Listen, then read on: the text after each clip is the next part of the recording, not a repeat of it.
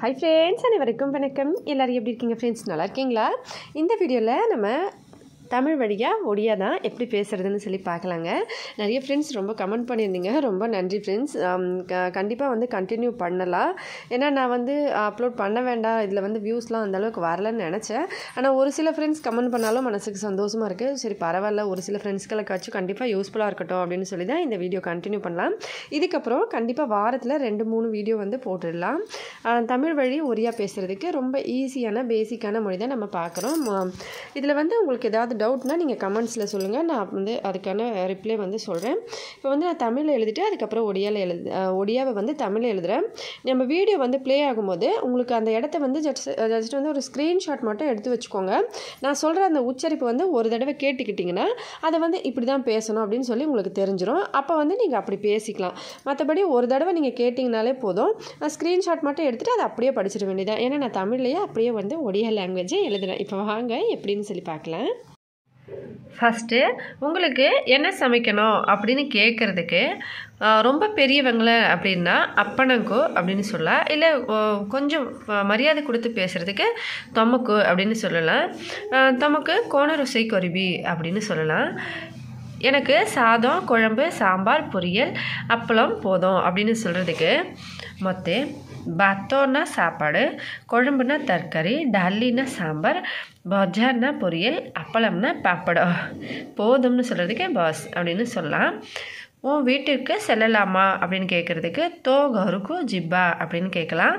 உனக்கு ஏதாவது வேலை இருக்கா அப்படின்னு கேட்குறதுக்கு தொத்தே கோணம் கிச்சி கம்மாச்சி அப்படி கேட்கலாம்.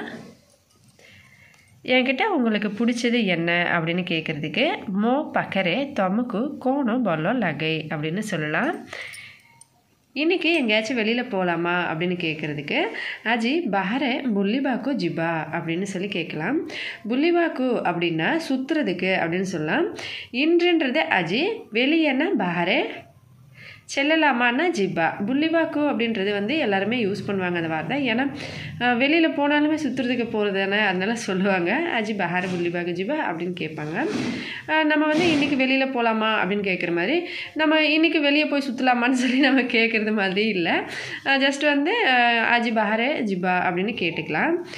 பாத்திரம் கழுவிட்டு வர அப்படின்னு சொல்கிறதுக்கு பசனோ மஜிக்கு அசை அப்படின்னு சொல்லலாம். துணி துவைக்க போகிறேன் அப்படின்றதுக்கு